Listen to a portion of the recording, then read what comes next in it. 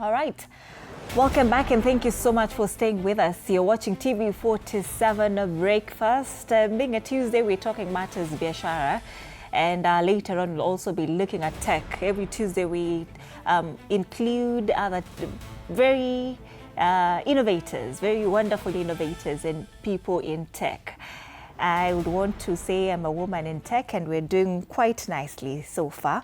But as of 8:40 a.m., I want us to take a look at the traffic situation in Muthaiga and how it's looking. That's how it's looking. It's looking a little bit packed as of 8:40 a.m. Traffic is crazy around the Muthaiga interchange going to town. And this being a Tuesday, sasa kama haujatoka kwa nyumba, just know that is going to get bad by the time you are getting to work. As the earlier you leave, the better. Ama kama hujatoka, weka tu kwa nyumba, you ungoje kesho, because Muthaiga, it's looking quite bad this morning. As you can see, it's a chock-a-block in that area. We'll also be looking at other places even as you continue to make your way to work this morning. But as at now, that is all we have for you with as far as Muthaiga interchange is concerned. That is Thika Road. So once again, kama hujatoka kwa nyumba, I don't know how to help you, but unfortunately, you'll get to work quite late. And even the people on the road right now will most definitely get to work very late because of the chock-a-block on Muthaiga interchange this morning. Remember, that's the traffic situation around that area as of 8:40 a.m. Let's come back and have our discussion of the day this morning. We are talking Biashara pitch. Remember, as I've said earlier, on Tuesday we talk matters business. We want to focus on the second-hand clothes business, mitumba. Hiyo kitu unajua kama mitumba. That is what we're talking about this morning. Remember that this is a sector that is a significant employer. So much, it adds so much as well to the national economy.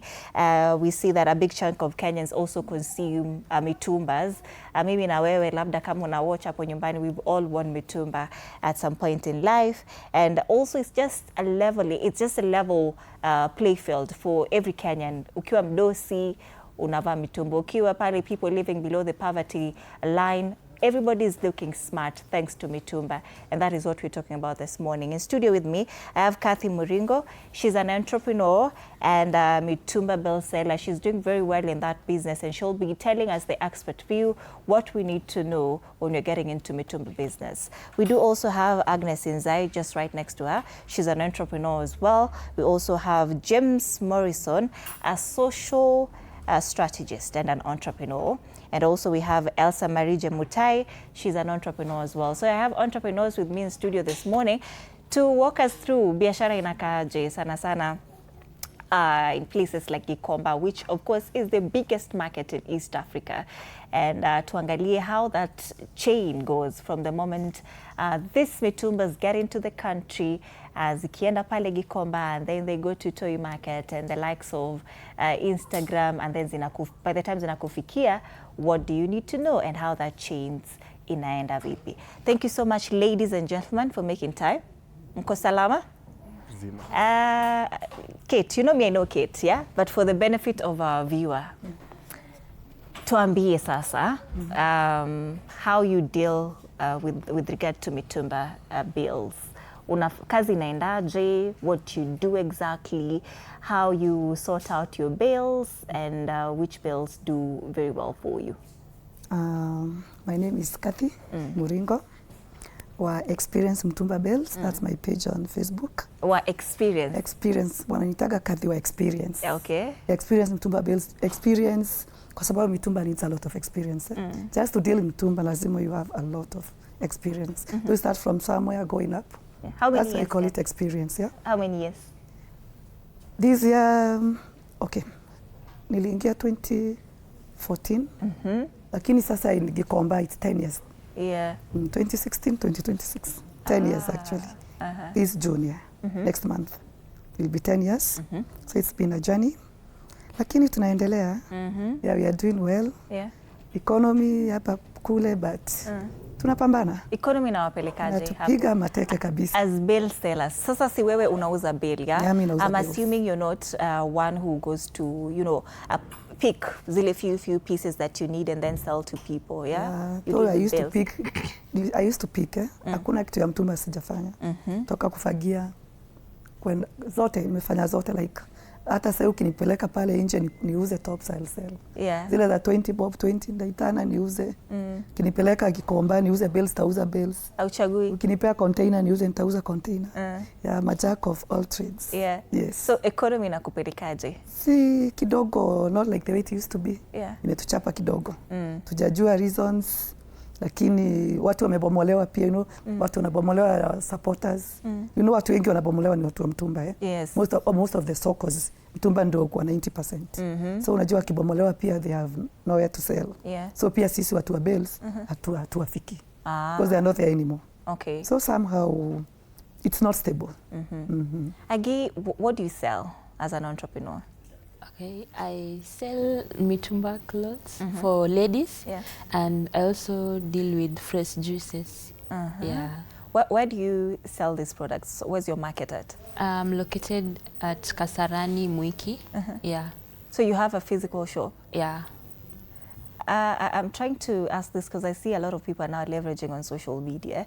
If at all you're also, maybe unaendanga pale TikTok and then you're telling people, tap the screen, you know, we are selling dresses at 100 bob today, at 500 bob today. Do you also do that? Okay, as per now, I don't go live because I'm still, I had an account on TikTok and the account ikapotea. So ikabidi nimetafuta a new account and then sasa ndo bado followers wakikuja. But I also record myself hapo hivyo online and we just try, but ni ngumu. Yeah. You're trying to build your follower base first of all. Yeah. So biashara inakupelekaje? Right now unaweza sema I think haiko poa. But we struggle. Niliambiwa I'll give up. Unaendelea. You don't give up, you just force issues. Yeah. How many years have you been in business, Agnes? I can say I started selling the clothes nikiwa shule from 2023.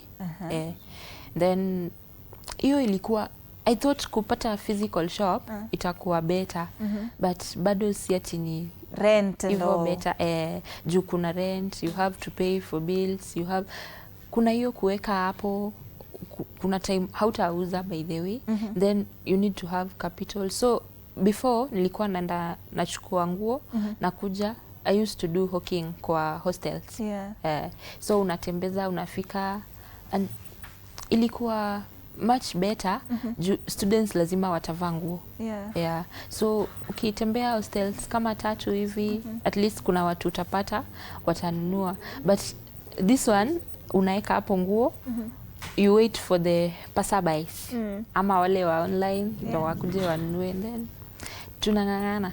All right, so this is quite interesting, and I'm coming to you, James, and of course Jemutai. How much are you selling this clothes to, you know, your fellow comrades? Was it 100? Because I'm looking at a comrade. Mimi time nilikuwa university, I used to the most I used to buy ni 200 bob.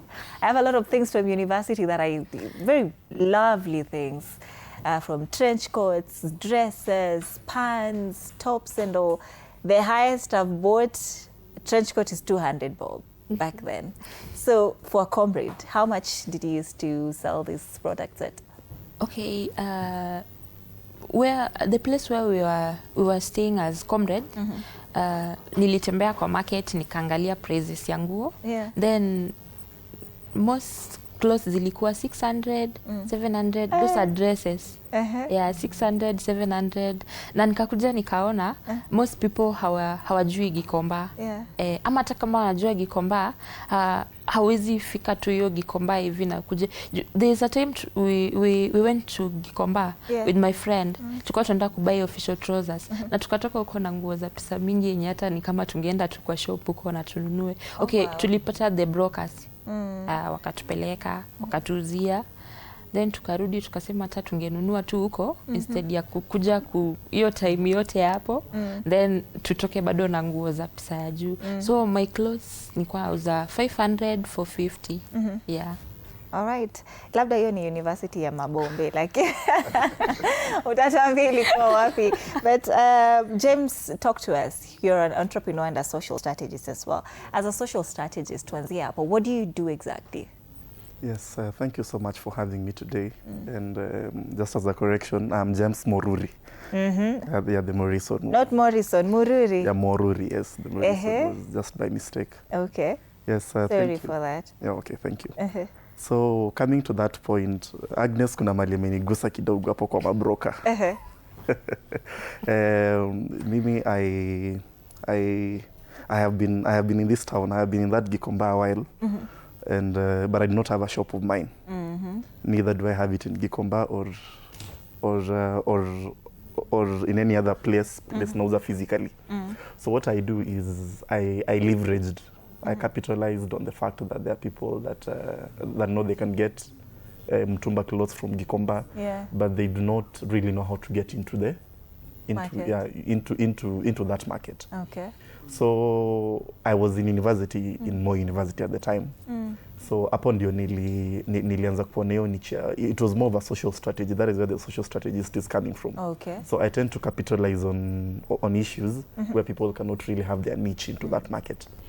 So nilikuwa Moi msanii niambia, James unatoka jiji man, na unapiga matisho zingine kali hapa nini, naomba hizi ni mtush buda. Ulikuwa fashionista mbaya. Fashionista pale unaingia Gikosh na chukua tisho zangu polite. Nazipiga nafua fiti nazi iron out. And then ukifika shule msana akwambia, hii tisho yako ina ni material fiti, umetoa wapi? Naambia hii niliingia mashimo pale Gikosh. Nikafanya mambo yangu. So someone tells me the next time you're coming, si utaniambia alafu nitakusort utanikujia nazo. So I could go find t-shirts at especially mostly ni mashati na ma-jeans zile za mtumba zi last. So I could go find them at 100 mostly 80 100 shillings. That was in 2020 2021. And then nikifika shule nimeipiga mwosho mmoja safi, nimeosha na down nini, nimempigia hadi iron. So ako zile za buda inyenye ini mali. So and my first customers were in fact my family members. They could be like, Jemo man, una mboka lakini kidogo luku unatuchanganya. Naambia ni kujua mali, ni kujua mali natoa hizi stuff. So I could get in there. I still do that, but squeeze si sana, not more of the second hand clothes. So I get into that market. I source things at a lower price, and then I go sell out to people that sell them out. Why did you stop? For a while now, most of my customers used to be my schoolmates in college when I was in Moi.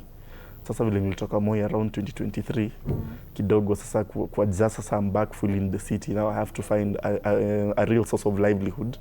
So nika tone down kidogo so that I could also build on career and other things, but I'm still very much into it. What do you mean by a real source of livelihood? That is Loki saying what wanauza mitumba and nothing. In fact for a long time nilikuwa na groceries za mtumba, nilikuwa kichele mbaya sana. I'm not saying I'm not now, but comparing as I was as a student, na broke stories za mtumba either once or twice a semester. Sometimes I could even take a break. Certain weekend nimegather memory yangu kama 5 10 hivyo sana, kwambia ukienda jiji weekendi tukujie na mali. So I could be broke, niko down bad. Napanga natafuta tu fare kunifikisha tu jiji. Nikifika jiji naingia pale mashimo, niko na maboys wangu nachukua mamali. And I could know how to do it. So I hold nothing against what wanauza mtumba, because I'm still very much into it. But so ni venye tu interest zili change kidogo, but I'm still in that. On interest, what are you currently pursuing? Currently ni mimi na wewe bumper to bumper. Mundu. Yeah, so currently I'm more into tech. I heard you say about the tech industry, so I'm trying to build my tech career as a cloud network engineer. So kidogo iko very committing. I really need to be hands-on to put my best foot forward lazima niingie ni chop kila time, lazima ni enhance skills. You see in a dynamic world things do change even overnight. So sasa hii niko into mambo ya tech kidogo. Ni build your career nione kama itashika nisikue faced out na AI. Interesting. Jumutai, talk to us about what you do as an entrepreneur. Unauza nini? So thank you for having me. So mimi nauza mitumba, but I'm just starting out. I'm still in campus. Mimi I just joined and nikafika and I told myself that I need to do something. So I had a friend akaniambia, Mantis kuja tuende hivyo utao, nikupeleke Gikomba, we go look for some mitumba, then we start selling out. So kukuja hostels, I start selling them out, and actually for me it really worked. So I'm very good at communicating. So kuongea na watu kwa hostel kwangu haikuwa issue. So nakuja na mitumba. Actually nilianza na 2000 bob. Nikaendea nilikuwa napata tops za 50 bob, but nilikuwa najua kutafuta tops. So ningeenda kutafuta very good quality tops za 50 bob, 100 bob. So kukuja kwanza kuuza huko hostels, ili work out for me very well. So pia makastoma wangu wakaanza kuniambia, si ukienda tena I want something else. So ikanisaidia up to now. So hadi sasa I just feel like for me it is working very well. Yeah. But wewe ushapata field yako, now you're thriving in it. Yeah, I feel like I am doing better. Biashara ikwaje in terms of, you know, these digital platforms right now? Like I asked Agnes, of course, we have things like TikTok right now. And I feel like a lot of people are making money on TikToks and on TikTok lives as compared to traditional ways of selling. Just being at the market and waiting for customers to come. Ama kwenda pale streets in town, for example, and waiting for people to pass by, notice your product. Have you leveraged on digital platforms? So I feel like social media has really opened up new ways for selling. So platforms like Instagram and TikTok, you know, it has helped us because si lazima ikuwe physical market where I have to be there. I have to have a shop. Lazima nikuwe hapo so that I can sell my own mitumba, where I can just there can be live markets where I can go live and start selling them out. So it actually helps. So I feel like digital marketing is really helping out, especially for the young creatives. Which one are you using for your business? TikTok. A top goes for how much? Are you only selling tops? No, not only tops. I sell tops and also trousers and also accessories specifically for women. So kwenda TikTok, hey, tap the screen, share the live. So it's not easy, but consistency. And also you just have to stay positive. Sometimes you'll not sell everything out, but unafaa tu hiyo yenye imebaki ukiendea zingine, you also make sure that at least hiyo yenye umebaki nayo, make sure that you're also selling them out. Si lazima ikuwe like unauzia comrades peke yake. Sometimes like, when I'm just free, nenda huko nje and I find myself, you know, I'm still selling them out. A top goes for how much? I sell them for 150 bob. Kama nimeendea for 50 bob, I come and sell them for 150. Kama ni 100 bob, I sell them for maybe 250 or maybe 200. You'll go to heaven. You're not stealing from Kenyans. How about trousers? Trousers, it depends. Kama maybe ni jeans nimeendea, maybe nimepata kuna za 300. Ama kama nimeendea zile za 500. So kama nimeendea na 300, I can sell them at maybe 800 ama 650. Kama nimeendea na 500, I'll come sell them at 950.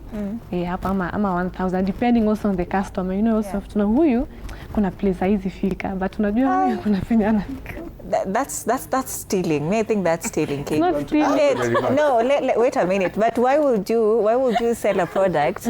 Uangalie mtu hivi and then useme huyu Anodida nitamuzia this trouser at 2,000 Kenyan shillings, but for Agnes I'll sell this trouser to her at 500 Kenyan shillings. That's ubaguzi of the highest product.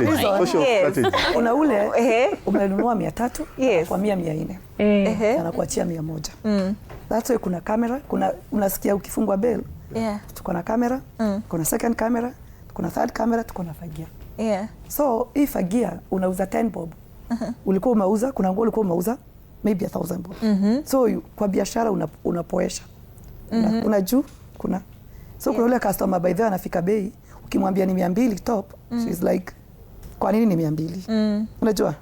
So kuna ule ukiambia it's 1000 anaamini. Sasa akiona hiyo top ni inakaa 1000. Lakini kuna ule ameipenda lakini yako na 150. Ulikuwa umenunua 100 bob. So ile 50 huwa tunapoanisha pesa.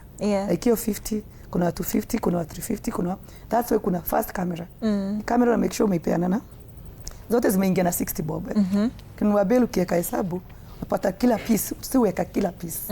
Whether utaiuza na 10 bob ama utaiuza na 800 bob. Ukifungua ukigawanisha the number of pieces ya hiyo bill na the cost of the bill unapata the per piece. Hakunaga hii itatoka ya 800, itatoka ya shilingi 10.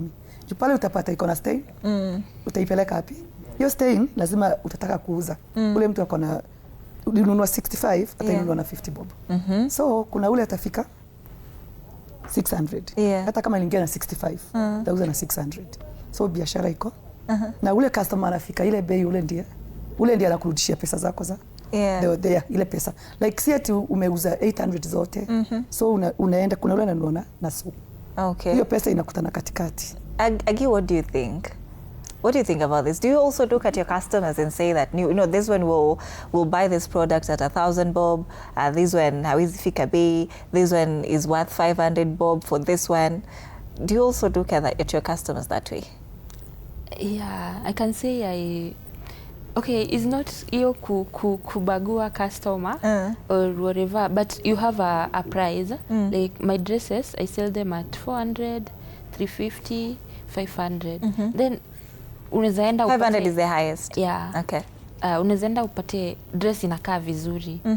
Hizo dress zote umebuy na the same price, but hiyo dress hata mtu akiangalia quality and everything, it looks good. Alafu ukuje then unaangalia customer, mtu anajua customers wake. Kuna wale customers haizi bargain, hiyo pesa utamwambia ndo atanunua nayo. So akikuja kuangalia dress unauza at 500, atakwambia inakaa vizuri, ikinitosha ni sawa. Then venye Kati amesema, kuna wale customers wenye watakuja ni customer wako anataka hiyo nguo but anaitaka at a lower price. But huyo ni customer, kila time ukirestock kuna vitu atachukua. So utaitoa but unajua vizuri kuna place hiyo pesa imerudi. So you balance the your scale. James, you said this is social strategy, but now I'm now wondering, why don't you just price everything at, you know, at a similar price? If, for example, you say that I'll be selling my dresses, if you're dealing with dresses, or you're dealing with shirts, they say shirts. Both. Both, right? Even for ladies. Let's say a dress you say costs 800 Kenyan shillings for all your dresses, because I see a lot of people who sell products on TikTok have priced their products at the same level. So if they say, for example, a dress costs 800 Kenyan shillings, then all of those dresses in that live go for 800 Kenyan shillings. Then why don't you just price your products at one range and not wait for, you know, a customer who looks some sort of way and say that, you know, this one huyu atafika 3K, wacha nimuzie 3K, and then this one now, because he or she knows how to bargain, then I'll sell this product to them at 500 bob. Yes, that now depends on the marketing platform. You see now these two marketing platforms are different. When you do digital marketing on a platform, you have to price your commodities na bei fulani, makastoma wako wajue kama na buy dress kwa Jemo, dress ni so 7 ama ni so 8. Yes. On the other side as well, sasa place yenye una reach out to your clients directly, like ni watu uko in contact na wao. On both sides of the sphere tuko na what we call irreducible minimums. Kuna ile unajua kama ni dress fulani liwe liwalo yezi enda chini ya bei fulani, unless maybe si camera ni hizi either grade 2 or grade 3. Unapata maybe iko na stain, maybe iko na spot mahali. Now what happens ni as my sister Kathy said, in business ni more of balancing. Kuna ma customers wenye who will go to heaven straight, as you said, wale yes. There are people that you will tell hii dress inaenda na so 8, yani ile bei tu ya chini ya mwisho kabisa yenye ukienda chini ya so 8 yako utakuwa unauza na loss. Baada kwa zile za I have 300 shillings, you know, Kenyans. And then there is one who you will start, unaanza na kumwambia hii dress ni 3,000. Anasema mazeni nilikuwa dhani 2800. Naambia 28 kidogo, si umenifinya, siongeza hata chwani ama so. So dress ya so 8 ana buy 2900 na hamsukumani naye sana. So now some of the best customers. It is more of identifying your market, identifying your marketing platform, and knowing how to reach out to your customers directly. Because customers wanaenda pia na customer pia anaweza kupromote, anaweza fanya busy yako grow. That is the whole essence of business. So you need to have you need to have both extremes of customers. But most of them ni watu wa kujaribu kunego. Unajua pia uchumi si mzuri, economy ni mbaya.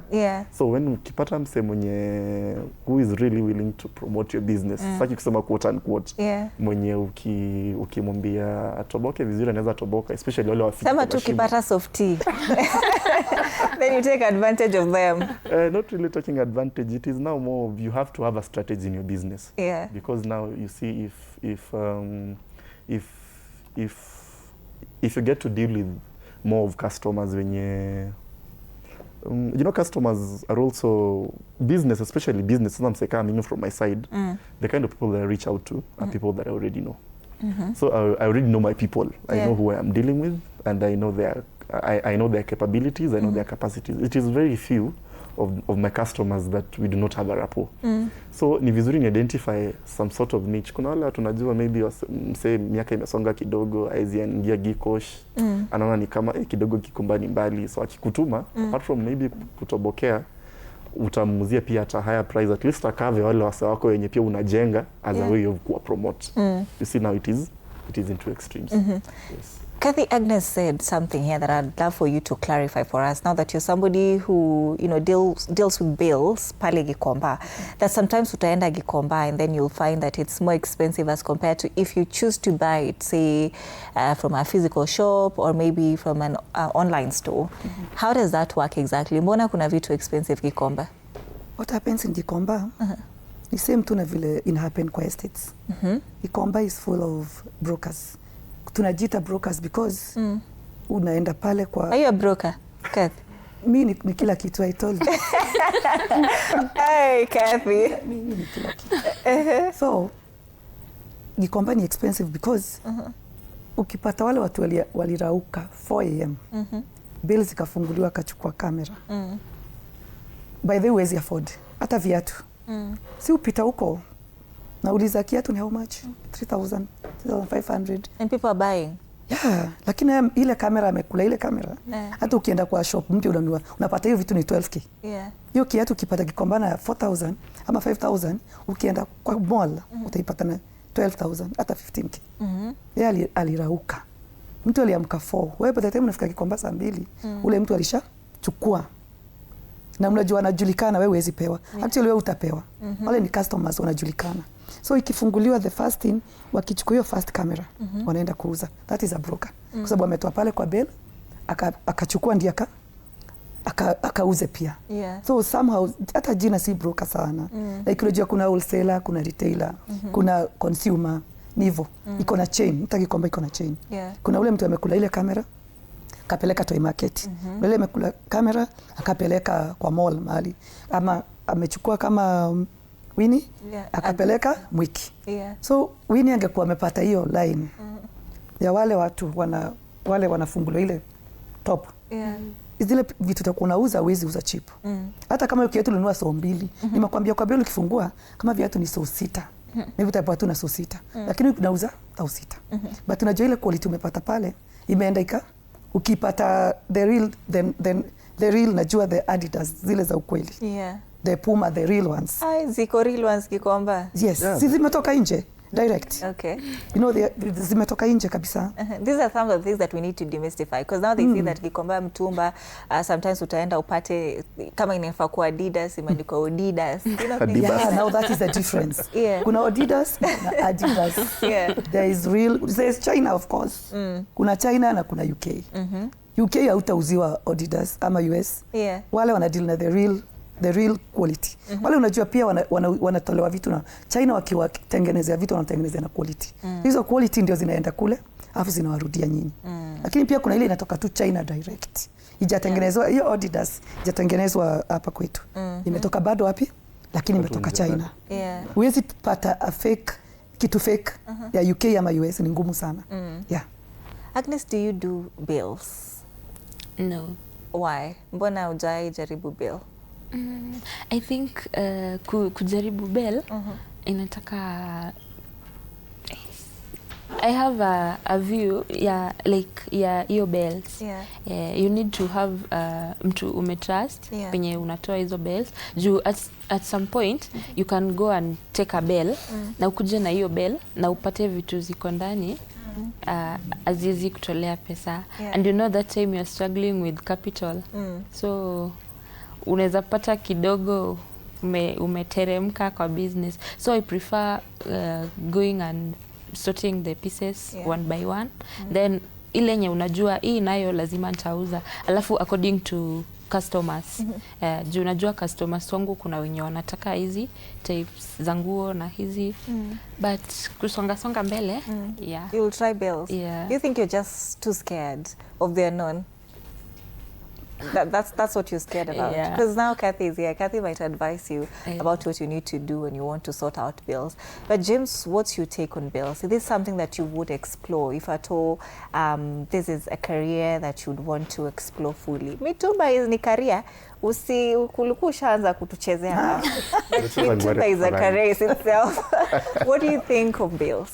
Yeah, I think mtu kiamua kuventure into bills is a good thing. Lakini lazima ukuwe na roho. You see, my sister Agnes has said she can't, she's quite akona reservations zake about bills. Because unaweza chukua bail alafu ufungue upate maybe makamera ni kidogo, sasa grade 2, grade 3 ndio mob. So what happens is I could advise, you know, anything is just about taking risks. As I said, sasa nimeamua to move from my traditional degree, the one that I did in college. I'm trying to do a career turnaround. It is all a gamble. It is all taking a risk. Inaweza jipa or ikose kujipa. So bails are good. Na ukiangukia bail safi utoe makamera na after camera na grade 1 2 mzuri hizo zenye ziko chini ya kamera tu kidogo. You know what happens in Gikomba Iza? Bail nafunguliwa. Msana mkia Gikosh 334 ako pale amechukua bail yake moja safi, ameingia na place kama BS, maybe stuff kama hizi za ku exercise kwa gym, hizo mashot manini. Those are the very same clothes mtu anabuy tu from Gikosh, anakuja anazi iron, alafu anaziweka hapo kwa hanga, huko amebuy na so 3, huko anakuja anauza na so 6. So bail it will be more of a chain. It's a gamble. A gamble and a chain. Ukianza kufanya bail, it is more of umeanza sasa kutake from wholesale to retail. Okay. So bail nataka uchukue ujiuzie. But ukifungua bail with an essence of uchukue bail alafu ukwe broker hiyo bail, things may not be very good. I have tried that in the past.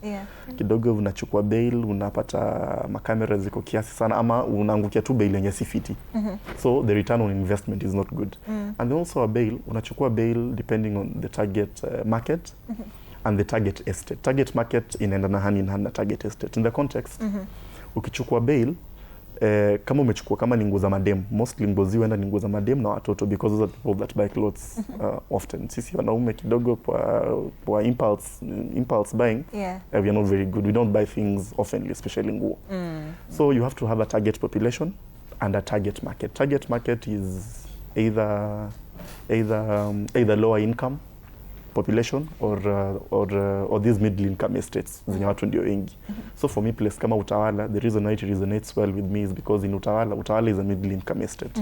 So most people in Utawala hawana issue na kubuy things that are relatively higher price compared to most people maybe in areas like Kayole, in areas like. So a bail will do well in Utawala because ukisort your products from camera to grade 2, grade 3, you will find quite a good niche with it. All right. Yes. Very, very, very interesting take. And now, Jemutai, have you ever thought of bills? No. Why? Is it capital? Am I just afraid? The fear of unknown? it's not about the capital, but I feel like ndo uanze kuendea bail inafaa like ukuwe na experience. Pia unafaa like ukuwe unajua where am I sourcing this bail. Inafaa ukuwe na someone that you really trust, mwenye unajua akinipea hii bail, ama kama ni wewe mwenyewe unaendea, like unafaa like ushajua that hii bail nikiendea what does it have. Unajua pia kugrade those clothes yenye kwa hiyo bail. So me feel like bado sijafika hapo. So I still prefer niende some items on my own. I just go pick them on my own rather than doing bails. Yeah. Kathy, what do you think about that? Kidogo to James, you're coming to you. What do you think about that? That, you know, for you to start doing bills, you have to be experienced. Is that true? Not true at all. By the way, nilianza kama nyinyi, even lower. Ulianza na 2000, alizaa 2000. 2000, yeah. Alisema 2000 siwe. Me, I don't even think I had anything to start with. Nilianza tu from, unajua tu ile sasa you are lost, ulikuwa job jana, uliamka kesho huko job, you just starting life na hauna chochote. So unaingia tu kwa soka and you're like, wacha nione what will happen. Even with 1,000. So, ni bail ilinipata. I was not experienced at all. Nilianza hivyo na pieces kidogo kidogo, korogosho. Me used to go to korogosho. Nachukua huko pieces zangu, but me I had a shop. So napeleka kwa shop, unaona zinaenda vizuri tu. From there on, watu wa marketing wale wanauza bills wanapitia kwa shop yako. Wakina wanauza mtumba, they just approach you. Kuna bills tumetoa Australia, tunataka uanze kufungua. Of course uko na hiyo uoga kabisa. Because hata ujui bill ni nini. Alafu tulikuwa tunasikia ukifungua unanunua bill ya tops, unapata nguo za karate. Zote like the whole bill. Used to happen. Lakini siku hizi watu wamekuwa janja. Sasa si kama kitambo, by the way. Kitu imeharibika sasa sana sana tuseme ni quality ya bills. But back then ukipata bill poa used to be very very nice.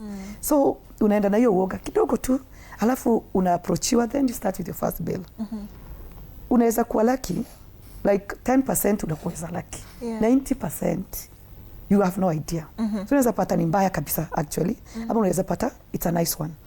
The first one I tried, nilinunua ni Australia kabisa, it's the real, imetoka the same container. Hiyo container iko na number 1, iko na a cream bill, iko na number 1, iko na premium, iko na ile grade 1 ya kawaida, iko na grade 2, like ile container, so ujue ni gani. So what I did, I bought my first bill at 9,500. I didn't know what was inside. Mimi nauza nguo za watu wina zinaenda poa. Na nilikuwa nachagua korogosho, so I used to pick what I want. Na nauza like they are doing. Lakini sasa vile niliingia kwa bill, nilienda blindly. Kabisa, because you have to take a risk. Lazima uingie, upende usipende. Would you recommend? Yeah, unaingia, imagine unaingia. Utaogopa, lakini ukiingia kwa bill, utarealize by the way it has more profit. Because your 20,000 itakupea tops kama ngapi, tuseme how many 100 pieces. Ukinunua bill ya 20,000 ya blouses itakupea 350 pieces. So kwa hizo 350 pieces uko na hiyo kamera yako, hiyo so uko nayo ile utauza hata na so mbili. Hii top ukipiga hesabu vizuri, tops kali umenunua na 60 bob per piece. Tulisema ni per piece. Pieces zote inaingia na bei same. Lakini kwa zile per piece ile 60 bob una tops pale utauza so 3. Utakuja zile utauza 250. Kuna za utauza mpaka top na hiyo 50 bob. Lakini by the time unafika kuuza top 50 bob, do you know how much money you have made? Wewe ulichukua ile 100 pieces ukasema nitauza na so mbili. So mbili yako imeisha hapo. Zote utauza na so mbili. Unaona? Lakini ukichukua bill, a nice bill. Hapo ndio nataka kuambia, juu wanaogopa bill sana. Lazima by the unaogopa. Even now as we speak, bado unaogopa kufungua bill. Tunao sisi sasa juu tumekuwa kwa soko, tunaelewa bill na kampuni. Like there are like over 100 different companies za bills. Kuna wale wanakuletea bill, kuna wale wanatengeneza bills poa, kuna wale wanatengeneza bills si poa, kuna wale hawana quality. So pia wale pia kule nje, pia kuna wale watu kuna experience. Kuna zile kampuni ziko na experience, kuna zile kampuni. But now until ujue ni nani anakuuzia. Like me, all my bills that I sell, mimi niko na specific people that give me bills. Ama kama sina mtu najua hana ule mwenye lazima niuzie kampuni, naweza lala tu nipige simu nipeleke bill mali, because I know it. James, you wanted to chime in on this conversation. Yes. You had a comment, on issues bills, the main reason why, from my little experience, most people wanaogopa ku delve into mambo ya bills is because unajua bail is quite costly. Si kama pieces unaweza kuwa na 2-3,000 ubuy pieces, you can even hawk literally kwa mtaa yako in the neighborhood. A bail, ukibuy bail, for example, 10,000, especially under these pressing economic times, zenye watu hawana supplementary income, they use all of their money on recurrent expenditure. So unapata mtu umeborrow from maybe somewhere ndio uongeze na the little that you had to buy bail. So why most people wanaogopa bail as opposed to a piece is because bail unaweza buy ikose kuwa bail nini like ikose kuwa bail fit. So hiyo nikaita kwa imekurudisha zero. And remember most traders, most people that are entrepreneurs in this mtumba sector, they are in micro and small medium enterprises, MSMEs. In fact that is the whole context of mtumba. So for someone who have 10,000 achukue bail for the unknown, na uko na option ya kuendea pieces, uuze per piece. So most people tend to go for this one per piece because inakupatia security for your money. So most people don't have that sort of latitude, that sort of bandwidth ya kujump into bails, because what if ni invest 10K yangu mahali and then isikuwe na good return on investment. But one thing about business, you take risk. Yeah, it's just about risk taking. So ni about hata hizo pieces unaweza nunua hizo pieces actually. Zikukalie paka parare ushangaa utapeleka wapi. Now I wonder if you guys know that the Finance Bill 2026 proposal has already been tabled in Parliament. Are you aware of that? Yes. You guys, Agnes, are you aware? Yeah. Because there's something that is targeting you there, and I want to see if at all you're aware of it. There's the government is proposing that now kukuwe na 5% tax upon arrival, such that nguo zikiingia kwa port zinakatwa 5%. Say for example, an import of 1 million, gets into the port. Now the governments take about 50,000 thereabout. That math is correct? Yeah, the math. Right, so the government takes 50,000 automatically, mandatory.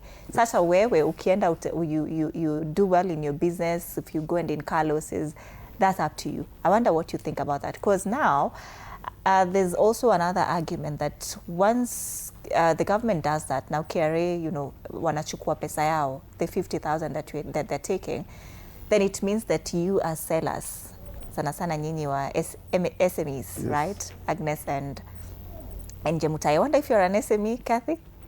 You're not an SME. You are a large scaler, wewe. I wonder what you guys think, because now by the time it's getting to you, imepanda sasa. It's not as you usually, buy your mitumbas at. What do you think of that proposal? Is it a yes or a no? Agnes? Okay, according I'm to assuming me, you've interacted with that proposal. Yeah. According to me, it's a no, because it will affect even the buyers. Yeah, from the wholesalers to the retailers to the buyers, it will affect everyone. So utapata the prices will go up. Hata kama si sana, but kuna venye itasonga kidogo, because hiyo 5% yenye imelipwa huko, lazima mtu atataka kuirudisha in one way or another. Na sasa hiyo kuirudisha si itakuja kwa the selling. What do you think about it, Jemutai? Is it a yes or a no? So I feel like it's a no, kwa sababu unajua ikifika that means that those who are buying, inamaanisha the cost will definitely go up. So inamaanisha profit margins ita reduce. So ile profit yako ulikuwa unapata tuseme kamia, kama tuseme kamia 2, kaso 3, inamaanisha inaweza reduce. So pia ndio uweze so that you can recover that money, itakuwa kazi, kwa sababu you can imagine kama bill yenyewe ndio inaenda kupanda. You can imagine sasa someone like me who's going to pick up, like siendi kununua bill, naenda sasa kuanza kuchukua like pieces. So inamaanisha those prices are definitely, so ndio upate kuweza kurecover that amount of money, itakuwa ngumu kabisa. Nataka Kathy atamalizia this conversation, but James, what do you think about this government's proposal to impose a mandatory 5% deduction upon imports getting into the port? Yes, there was a proposal of 5% import duty. Yes. Upon arrival of all goods at the port. For me, how I tend to look at it is, government has a rigorous way of doing things. There is a procedure in government. I'm not saying it's right, but I have not really seen an elaborate explanation on why they should put that 5% import duty on all goods that land at the port. So if at all there's an elaborate explanation, then you'd quite understand where they're coming from? Not so much, because I'm not a manufacturer. If I could have been a manufacturer and maybe they're imposing that to grow our capacity, we as Kenyans, to manufacture, it could be good. But even so still, I'm opposed to it, because I know definitely it's going to come up. And you asked me why, what I'm into right now. I'm also more into leadership and politics. Yes. So there has to be a strategy in which government will try to explain it, either rightfully or unrightfully so. Because as it stands, they're arguing that most mitumba sellers don't keep formal records. That is number one. They're also arguing that most of these sellers under-declare profits, or some don't even declare at all, such that, for example, Kathy here will make, immense profits in her Biashara, but now she will under-declare that. And the government is also arguing that sometimes it's hard to track once a good enters the market. So unaona sometimes these mitumba sellers, of course, they're in the informal sector, and this in one way or the other seeks to formalize this sector. They say that these people in the informal sector are not tax compliant like the most of us in the informal sector, in the formal sector rather. So knowing this, what do you make of that? Because now it's trying to just put everyone in the same playing field. Kila mtu alipe tax. Alipe tax. Yes. It is good to look at it from a point of kila mtu alipe tax. But you see, we live in a society where umesikia mtu akisema kuna pesa, kila mtu anakuanga mazee mambo ni ngumu. Watu wako formal sector hawana, lakini wanalipa. Hakuna mtu anakuwa na kichele. Yes. So in the context of when I tend to look at it from where we sit right now, we are bracing very tough economic times when our pay slips have been raided. And now, when they try to impose that 5% import duty on all goods that enter the port, basically ni kama wanajaribu kutushika from the source. Sisi hawa watu wenye ni watu wa mtumba, tulipie hiyo cost pale at the port, in the context that now when we are coming to sell, there will be a trickle down effect from the cost of transportation. Sasa kutoka kwa port ndio ifike huku, because wale wa port wamelipa iko juu, the cost of transport will go higher. Where does that cost translate to? Ours wanna buy easy bales now, the wholesalers. And wholesalers wakibuy bale, you see now your customers, wow, it will be more of, nyinyi ndio mmeongezewa that tax. So sasa sisi for us huku chini itabidi sisi kama watu wa bales, either tujue vile tunafinya customers wetu, in the sense that tuweze recover the cost, because that 5% cost, we are the ones who are going to bear it. Sisi hawa watu wenye tuko hapa chini at the grassroots. But now what happens with that is I do not like the strategy of the government trying to... The government it's good, tulipe ushuru tujitegemee. Yes. But now once they impose that kind of tax, the trickle down effect is going to be greater to sisi wenye ni entrepreneurs, because our customers who buy from us, they'll not be able to bear up those costs to cover for that cost. But hiyo cost itaenda kwa nani? It is going to most definitely go down to our customers. Na ukianza kuambia customer wako mkukimuzia nguo so 3, uanze kumwambia unamuzia so 4 because of the import duty and stuff, you'll be at crossroads. That will be very unfair to the consumer. Manaki, at the end of the day, no, that will be very unfair if you decide to increase the prices, because at the end of the day, everyone should be paying taxes. Yes. Then, if at all, you don't want this 5% tax imposed. Yes. Wacha tusikie kwanza, before I come to my question. Kathy, what do you think of this? Wewe kama somebody who is doing very well with bills, I'd want you to also walk us through how this, bills get into the market. From the zinatoka wapi, zifike port, zifike Gikomba, and then now they are, dispatched to different areas, say Korokocho, Toy Market, to Agnes's shop in Kasarani Mwiki, to her store in online. I want you to start us off with what you think about this 5% tax deduction that has been proposed, and then also you walk us through that trickle down. Of course, your 5% is unfair to all of us. The importer, kuna ule broker, kuna ule retailer, kuna ule consumer, ina affect kila mtu. Then ile bill ikiingia, ile container ikiingia pale kwa port imetoka Canada direct imekuja mpaka wapi? Mpaka Mombasa. Umeilipia hiyo 5 million. Umeinunua from there, imefika na 5 million pale kwa port. Do you know how much you pay? Ndio utoe hiyo container kwa port ifike Nairobi. Not less than 2 million. Ulikuwa unalipa kitambo 1.5 from experience because I used to bring nilikuwa nalipa 1.5 ndio inifikie Nairobi. Hakuna transport, hakuna ujaweka anything. Hiyo saa ni pesa ya serikali. Actually, that's the serikali money, not your money. Ikifika hiyo 5 million, weka now the 1.5, that was back then. Sasa I know it's 2 million or even more. Ongeza 2 million kwa 5 million yako. Inakuja hiyo container imeingia na 7 million. Bado ulipe the same serikali kutoka kule ndio ifike wapi? Ifike bado utalipia ndio ifike Nairobi kwa duka yako. Then hizo expenses zote involved. Your container by the end of the day imeingia na 7.5 million. Once sasa kuuza sasa hiyo container. Si imetoka Canada to the port. Umelipa sawa chana hiyo mnaongezea. You already have the 2 million from that container. Sio wameleta hiyo container, it's you. But you're paying duty. Ile duty iko taxed already. So umelipa 2 million. So they just want more. Si ati kuna ile lazima utaxiwe. Kuna vile wanaangalia wakiona ni kama you're trying to make something, they cut, wanajaribu wakule as much as possible from wherever the money is coming. From hiyo 2 million, ongezea sasa ikue, hiyo yenye unalipa ikue 2.5. So profit, so umechukua profit yako. Because now that is your profit. Ile umetengeneza, hiyo ndio transport yako. Your expenses ziko kwa hiyo 500,000. Ziko hapo zote. You have a shop unalipa 100,000 pale Gikomba.